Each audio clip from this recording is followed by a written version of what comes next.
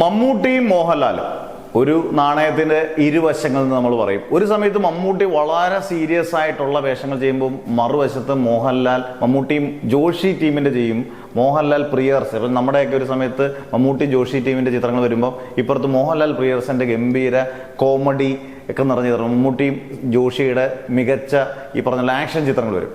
മമ്മൂട്ടി ഒരുപാട് ത്രില്ലർ ചിത്രങ്ങളിൽ അഭിനയിച്ചൊരു നടനാണ്.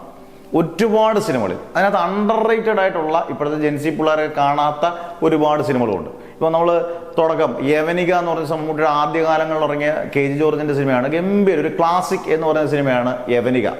പിന്നീട് അങ്ങോട്ട് നോക്കുവാണെങ്കിൽ CBIയുടെ ആദ്യത്തെ CBI ഡയറക്കുറിപ്പ് ജാഗ്രത അത്ര ഗംഭീരമായിട്ട് ഓടിയില്ലെങ്കിലും നമുക്കത് ഇഷ്ടപ്പെടുന്ന ഒരു സിനിമയാണ്, മോശം സിനിമയൊന്നുമല്ല. SN സ്വാമിയാണ് അതിൻ്റെയൊക്കെ സ്ക്രിപ്റ്റ് റൈറ്റർ. പിന്നെ അത് കഴിഞ്ഞിട്ടുള്ള മൂന്നാമത്തെ അതിൻ്റെ ഭാഗം, അതായത് സേതുരാമയ്യർ CB, നാലാമത്തെ ഭാഗം നേരറിയാൻ CB വരെയൊക്കെ വലിയ കുഴപ്പമില്ല, അഞ്ചാമത്തെ ഭാഗം വളരെ പാളിപ്പോയി. പക്ഷെ ത്രില്ലർ മമ്മൂട്ടി ഒരുപാട് അഭിനയിച്ചിട്ടുണ്ട്. ഇപ്പോൾ അടിക്കുറിപ്പ്, അടയാളം, അഭിഭാഷകന്റെ കേസ് ഡയറി, ഇങ്ങനെയുള്ള ഒരുപാട് സിനിമകൾ.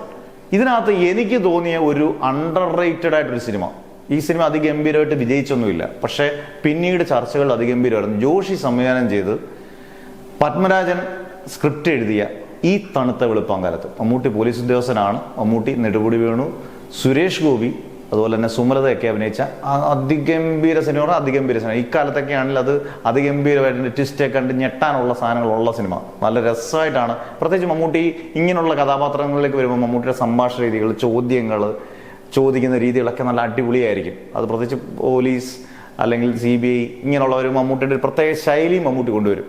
അതിനകത്തൊക്കെ ഗംഭീരമായിരുന്നു ഈ തണുത്ത വെളുപ്പാങ്കാലത്ത്.